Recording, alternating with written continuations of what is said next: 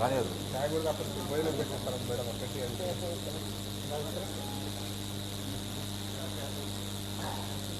కుమార్ గారు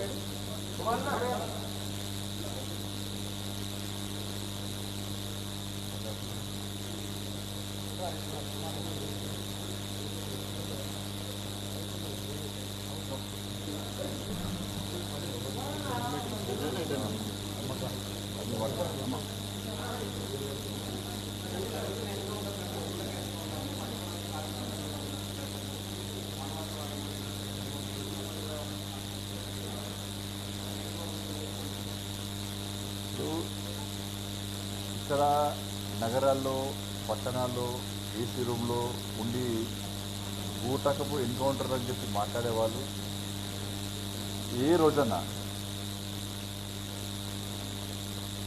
తుపాకీని వదిలి వచ్చి లొంగిపోండి, ఇది మంచి పద్ధతి కాదు అని చెప్పి వాళ్ళ ప్రాణాలు కాపాడే ప్రయత్నం వీళ్ళు చేసిరా ఈ అర్బన్ నక్సల్స్. వీరి ఆలోచన ఏంది? ప్రతిసారి ఎన్కౌంటర్ అయ్యేదాంతో చూస్తారు. ఎన్కౌంటర్ అయినాక బూటకపు ఎన్కౌంటర్ అంటారు, ఒక పాట పాడతారు, నివాళి అంటారు. కానీ అడవుల్లో వాళ్ళు తిండి తిప్పలు లేక కుటుంబాలకు దూరమై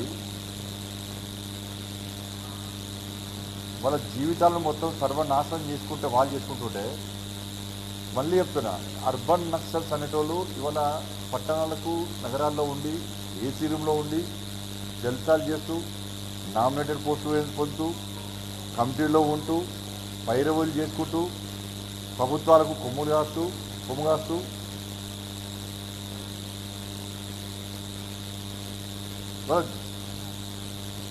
దాన్ని మీరు ఒకవైపు ఏమంటారు, రాజ్యాంగాన్ని కాపాడాలని చెప్పి ఆందోళన చేస్తారు.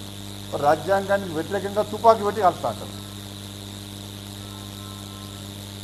ఇవాళ నరేంద్ర మోడీ గారి ప్రభుత్వం, నరేంద్ర మోడీ గారి యొక్క ప్రభుత్వం యొక్క లక్ష్యం ఏంటి? మాకు అభివృద్ధి, సంక్షేమము, ఈ దేశాన్ని శక్తివంతమైన భారతదేశ నిర్మాణంగా తయారు చేయాలి, అగ్రరాజ్యాల్లో చేర్చాలని చెప్పి ఒక ఆలోచన. అందుకే ఇవాళ అమెరికా, చైనా, రష్యా, జపాన్ సరసన చేరినటువంటి దేశం భారతదేశం. ఆర్థిక ప్రగతిలో 4వ స్థానానికి చేసిన గొప్ప వ్యక్తి నరేంద్ర మోడీ గారి యొక్క ప్రభుత్వం. నరేంద్ర మోడీ గారు మా లక్ష్యమైంది 2047 మా టార్గెట్. 2047లో అభివృద్ధి చెందినటువంటి భారతదేశంగా అగ్రరాజ్యంగా మార్చాలి అని చెప్పి మా లక్ష్యము. 2047 అగ్రరాజ్యంగా మార్చాలి, అభివృద్ధి చెందిన దేశంగా మార్చాలని చెప్పి వికసిత్ భారత్ లక్ష్యంగా మేము ముందు పోతాం. మీ లక్ష్యం అని చెప్పండి. మీ లక్ష్యం ఏంది? తుపాకులు బట్టి కాల్చి చంపడం. మేం చేస్తున్న, నరేంద్ర మోడీ గారు చేస్తున్న, ప్రభుత్వం చేస్తున్న అభివృద్ధి కన్నా కనబడతలేదు. 25 కోట్ల మందిని పేదరికం నుంచి బయటకు చూసిన వ్యక్తి పరిస్థితి మీకు కనబడతలేదు. ప్రధానమంత్రి ఆవాస్ యోజన కింద పేదలకు ఇచ్చే ఇల్లు మీ ఇల్లు కనబడతలేదు. మీ లెక్క ఖాళీ ప్లేసుంటే జెండాలు పెట్టి గుడిసెలు వేసి ల్యాండ్ ఓనర్స్తో మాట్లాడుకొని పైసలు దొబ్బి మీరు వేసిన గుడిసెలలో జెండాలు ఎంతమందికి ఇల్లు ఇప్పించారు? మీరు ఎంతమంది గుడిసెలు కట్టించారు? మీరు చెప్పండి. ప్రధానమంత్రి ఆవాస్ యోజన కింద 4 కోట్ల మందికి దేశంలో ఇల్లు కట్టించిన ఘనత నరేంద్ర మోడీ గారు. పేదోళ్లకు రేషన్ బియ్యం ఇస్తున్నాం. 10 లక్షల మందికి రోజ్గార్ మేళా పేరు మీద ఉద్యోగాలు ఇచ్చినాం. అంత పేదోళ్ళే, ఏం పైరవులు లేవు, పేపర్ లీకేజ్ కాలే. గ్రామీణ వ్యవస్థను పూర్తిగా గాంధీ మహాత్ముని యొక్క ఆశయాలకు అనుగుణంగా మేము అభివృద్ధి చేసే ప్రయత్నం చేస్తున్నాం.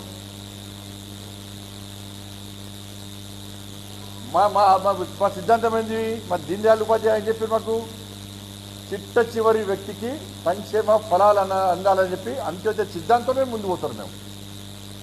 మరి మీ సిద్ధాంతం ఏంది? పేదల కోసం ప్రశ్నిస్తాం, పేదల కోసం పోరాటం చేస్తామని చెప్పి మీరు అంటారు. మరి మేము చేసిన అభివృద్ధి కనబడతలేదు, నరేంద్ర మోడీ చేసిన అభివృద్ధి కనబడతలేదు. కేవలం మతం కొంత చూస్తాం. మేము ఏం అభివృద్ధి చేసినా అభివృద్ధి గుర్తించారు. మతం పేరుతో అభివృద్ధి ప్రయత్నం చేస్తారు. మా అభివృద్ధి మీకు కనబడతలేదు, కేవలం మతం మాత్రమే కనబడుతుంది.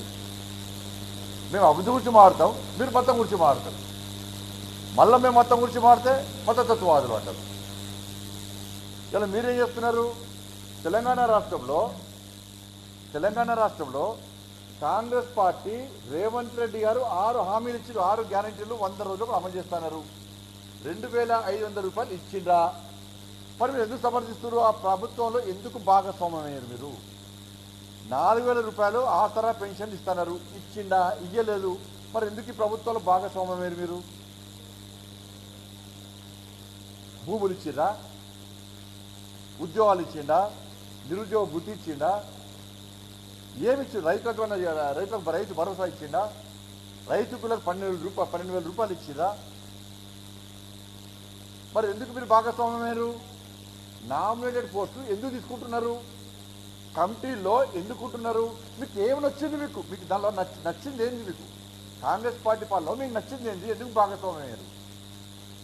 మీరు భాగస్వామ్యం అవుతారు, జల్సాలు చేస్తారు, నగరాల్లో పట్టణాల్లో కుటుంబ సభ్యులతో ఉంటారు, పైరవులు చేస్తారు, పోస్టు పొందుతారు. కానీ జంగల్లో వాళ్ళకి కనీసం తుపాకీ పట్టుకుంటే ఆనందం ఉండదు, ఎప్పుడు టెన్షన్ లైఫ్ అయిపోతుంది, తిండి ఉండదు, వాళ్ళకు కుటుంబానికి దూరమేరు, బతుకుతామా చస్తామా అని చెప్పి తెలియని దౌర్భాగ్య పరిస్థితి, ఆందోళనకర పరిస్థితి. వాళ్ళ జంగల్లో తుపాకీ పట్టేటువంటి మావోయిస్టులది. ఇప్పుడు పట్టేదెవరు?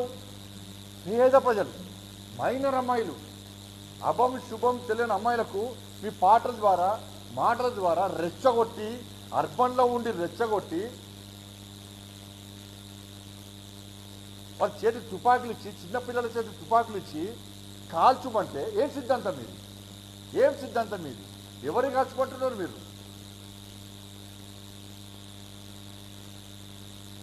మేము ఇవన్నీ ఇలా మీరు ఇక్కడ రెచ్చగొడతారు. పోనీ 10 రోజులు తుపాకీ పట్టుకొని జంగాలు తిరిగితే ఈ అర్బన్ నక్సల్ చేస్తుంది.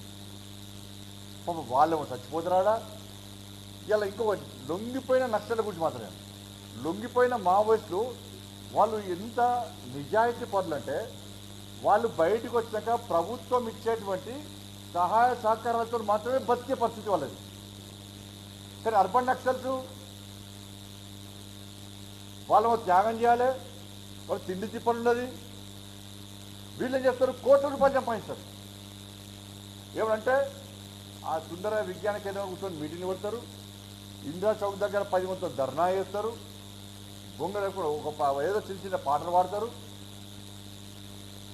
ఏసీ రూమ్లో కూర్చుంటారు. మీకు ఏమాత్రం నైతికత ఉంటే ఎవరైతే ఇప్పుడు ప్రభుత్వంలో ఎవరైతే నామినేటెడ్ పోస్ట్ పొందినరో, ఎవరైతే కమిటీలో ఉన్నారో, మీరు వెంటనే రాజీనామా చేయండి. మీరు ఫస్ట్ రాజీనామా చేయండి. కారణాలు తిరుగుతారు.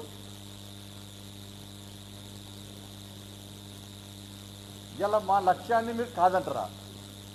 2047 లక్ష్యంగా, వికసిత్ భారత్ లక్ష్యంగా మేము ముందు పోతున్నాం. మీరు దాన్ని సమర్థిస్తారా, వ్యతిరేకిస్తారా?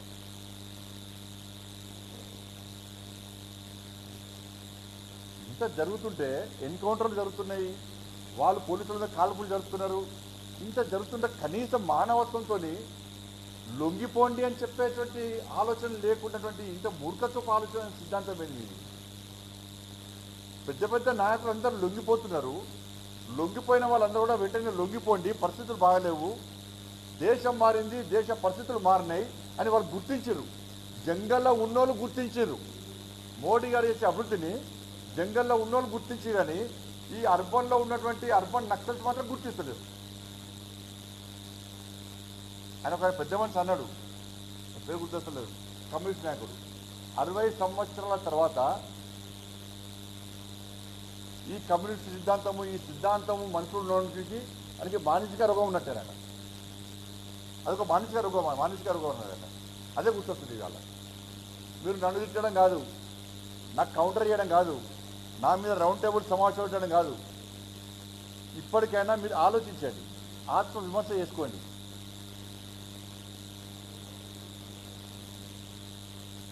ఇవాళ తెలంగాణలో అధికారంలో కాంగ్రెస్ పార్టీ ఉంది, మేము దాని భాగస్వామ్యం ఏమని చెప్పి మీరు సంకలు గుర్తుకుంటారు కావచ్చు. కానీ ఇవాళ తెలంగాణ రాష్ట్రంలో ప్రజలు వాస్తవాలు నుంచి, ఎస్, భారతీయ జనతా పార్టీ చెప్పింది కరెక్టే, అమిత్ షా గారు తీసుకున్న చర్యలు కరెక్టే, దేశం మారింది, దేశ పరిస్థితులు మారినాయి, దేశం అభివృద్ధి చెందుతుంది, అభివృద్ధి ఇంకా చెందడానికి ముందుకు వస్తున్నారు, ఒక లక్ష్యాన్ని ఎంచుకున్నారు, వాళ్ళ లక్ష్యం ఇది అని చెప్పి జంగల్లో ఉన్న వాళ్ళు గుర్తించినట్టే అర్బన్ నక్సల్స్ కూడా గుర్తించాల్సిందిగా నేను వాళ్ళకి అప్పీల్ చేస్తాను.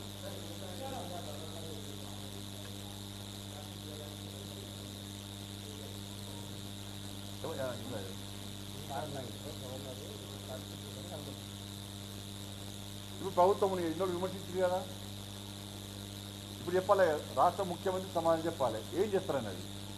ఇన్నోళ్ళు గవర్నర్ ఆమోదం పర్మిషన్ ఇవ్వద్దనే కాంగ్రెస్ పార్టీ కోరుకున్నది. ఎందుకంటే బీజేపీని బదనాం చేయాలి, ఎందుకంటే వాళ్ళ మధ్యలో ఉన్నాయి కదా, దోస్తాను ఉంది కదా. 2 సంవత్సరాలే రాష్ట్ర ముఖ్యమంత్రి గారు ఏమన్నారు, ఎన్నికలకు రాకముందు మొత్తం ఉన్న రికవరీ చేస్తా, ఆస్తులు జప్తు చేస్తా, దున్నిస్తా, కేసీఆర్ కుటుంబాన్ని జైలుకు పంపుతా అన్నాడు. ఒక్క కనీసం జైలు కాదు, కనీసం వాళ్ళు ముట్టుకున్నటువంటి పాపన కూడా. లోపాయకారి ఒప్పందంతో ఇవాళ రాష్ట్ర ముఖ్యమంత్రి అందుకెళ్తున్న ఈ తెలంగాణ రాష్ట్రంలో ఆర్కే పాలన సాగుతున్నది. ఆర్కే రేవంత్ రెడ్డి కేటీఆర్ పాలన కొనసాగుతున్నది. అది తప్పించుకోవడానికి మా మీద నిలుస్తారు వాళ్ళు కూడా. ఇలా కానీ గింత అవినీతి జరిగిందని చెప్పి ఎన్నికల ముందు ఆరోపణ చేసిన రాష్ట్ర ముఖ్యమంత్రి ఏ ఒక్కదాన్ని చర్య తీసుకోకుండా ఏమంటే గవర్నర్ ఫైల్ పంపడము, గవర్నర్ గారు పెండింగ్ ఉంది, సిబిఐ గారు ఢిల్లీలో పెండింగ్ ఉంది. నీ చేతుల్లో ఫస్ట్ ఏ రాదు. ఇక కేసీఆర్ బీఆర్ఎస్ గవర్నమెంట్లో అవినీతి ఏం జరగలేదంటే ఒప్పుకుంటారు వీళ్ళు.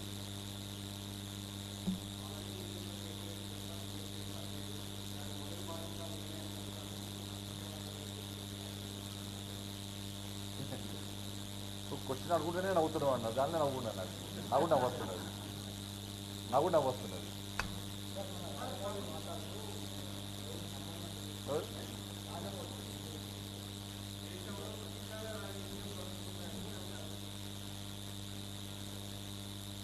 మేము చెప్తున్నాం కదా, దేశం అభివృద్ధి చెందుతున్న విషయం వాళ్ళ కళ్ళకి కనబడలేదు. ఈ విమర్శలకు ప్రతి విమర్శలకే పరిమితమైన విపక్ష పార్టీలను కూడా ప్రతీకారం తప్పు చేసేవాళ్ళను, అవినీతికి పాల్పడేవాళ్ళను ఎట్టి బస్సులో నరేంద్ర మోడీ గారి ప్రభుత్వము క్షమించదు కూడా.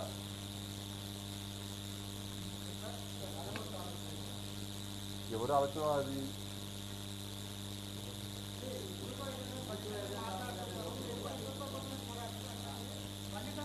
బండి సంజయ్ అభివృద్ధి గురించి మాట్లాడితే అది కళ్ళకు కనబడతలేదు. నేను నిన్న మొత్తం అభివృద్ధి గురించే మాట్లాడినా. కానీ మీడియా కానీ సోషల్ మీడియాలో ఏమి ఇచ్చారు, మళ్ళీ హిందుత్వం ఇస్తారు. ఇక మీడియాకి కావాల్సింది సంచలనం. కానీ నేను మాట్లాడే అభివృద్ధి గురించి ఇవాళ అప్పుడు అర్బన్ నక్సల్స్ లెక్కనే అయిపోయింది పరిస్థితి. మేము అభివృద్ధి గురించి వాళ్ళకి కనబడుతుంది, వాళ్ళు కూడా మొత్తం ఏమడుతుంది. కానీ మళ్ళీ మీడియా మిత్రులకు విజ్ఞప్తి చేస్తుంది, నేను మాట్లాడుతున్న అభివృద్ధి గురించి కూడా అప్పుడప్పుడు చూపట్లేదు. ధన్యవాదాలు. ఆయన ఎవరి ఆలోచన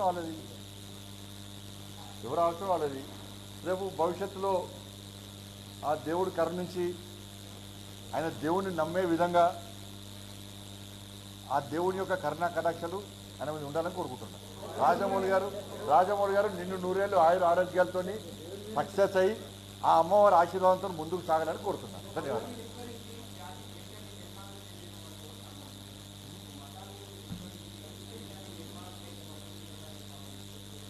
మతాన్ని ఏ మతాన్ని విస్మరించద్దు. మతాన్ని విస్మరించడం ఏముంటుందా? భారతీయ జనతా పార్టీ ఏ మతాన్ని వ్యతిరేకం కాదు. అన్ని మతాలను సమానంగా చూడమనే పార్టీ భారతీయ జనతా పార్టీ. సబ్కా సాత్, సబ్కా వికాస్, సబ్కా వికాస్, సబ్కా ప్రయాస్. మేము నేషనల్ హైవేస్ ఇస్తున్నాం. దానిలో హిందువులకు ఇస్తున్నాం. ఆ నేషనల్ హైవేస్ అన్ని మతాలు అవుతున్నాయి. ప్రధానమంత్రి ఆవాస్ యోజన ఇల్లు ఇస్తున్నాం, ఓన్లీ హిందువులకు అని ఇస్తున్నాం. నరేంద్ర మోడీ గారు అన్ని మతాలకు ఇస్తున్నాం. బియ్యం ఇస్తున్నాం, రేషన్ బియ్యం ఇస్తున్నాం, అన్ని మతాలకు ఇస్తున్నాం. రైల్వే నిర్మాణం చేయబోతున్నాం, ఒక హిందువులకు ఇస్తున్నాం. అందరూ పోతున్నారు. టాయిలెట్స్ ఇస్తున్నాం, అన్ని మతాలకు ఇస్తున్నాం. ఏదైనా కూడా అన్ని మతాలను కలుపుకొని ముందుకు పోయేటువంటి ప్రయత్నమే భారతీయ జనతా పార్టీది. కానీ అన్ని రాజకీయ పార్టీలు కూడా ఇదే ధోరణితో ఆలోచించాలని మాత్రం చెప్తున్నాం. ఒక మతాన్ని కొమ్ముగాసే ప్రయత్నం చేయకండి, విభజించి పాలించు అనేటువంటి ప్రయత్నం చేయకండి అని చెప్పి మేము అంటున్నాం. భారతీయ జనతా పార్టీ ఏ రోజు కూడా ముస్లిం మతాన్ని కించపరచలే, ముస్లింల మనోభావాలు దెబ్బతీసే ప్రయత్నం చేయలే, ఎక్కడ ఏ మసీదు కూలగొట్టలే, ఎక్కడ ఏ దాడులు జరగలే, ఎవరిని హత్య చేయడం కూడా తప్పే.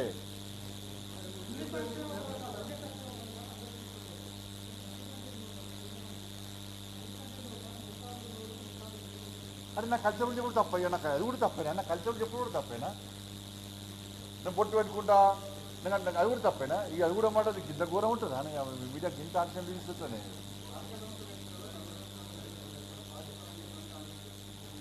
ఇది నువ్వు పార్టీ నుంచి ఇచ్చుడు మేము ఆలోచిస్తున్నాం, మేము మరి మాకు ఓటేయాలి, ప్రజలు మాకు ఓటేయాలి. మేము ఇచ్చే పార్టీ పదవి పోస్టులో మేము బీసీ, ఎస్సీ, ఎస్టీ, మహిళ వీళ్ళకి సంబంధించి మేము సరైన పద్ధతిలో మేము గౌరవం ఇస్తున్నాం. మీరు 42% రిజర్వేషన్స్ ఇస్తా అని చెప్పి ఎందుకు ఇవ్వకపోతున్నారు? కోర్టు ఆపిందా, గవర్నర్ గారు ఆపిరా, రాష్ట్రపతి గారు ఆపిరా, అది కాదు కారణం. ఇచ్చినాకనే పెట్టిన ఎలక్షన్స్, ఇచ్చినాకనే పెట్టిన ఎలక్షన్స్. ఇప్పుడు ఏం చేస్తారు? గెలవని కాడిస్తారు, బీసీలకు ఇస్తామంటారు. రాష్ట్ర ప్రభుత్వానికి మీకు ఇంటెలిజెన్స్ ఉంది, ఒక సర్వే చేయించుర్రి, సర్వే చేసి ఎక్కడెక్కడ గెలుస్తుందో మీకు తెలుస్తుంది. దాని ప్రకారం ఇక్కడ గెలుస్తుంది, ఇక్కడ బీసీలకు ఇస్తున్నాం అని చెప్పండి మాకు. ఇక్కడ ఎస్టీలకు ఇస్తున్నాం, ఇక్కడ ఎస్టీలకు ఇస్తున్నాం చెప్పండి మరి. ధన్యవాదాలు.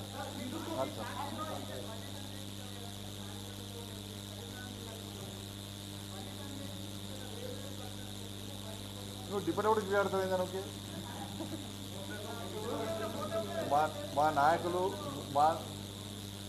ఈ భేదాలు, అభిప్రాయ భేదాలు అనేవి అవాస్తవం.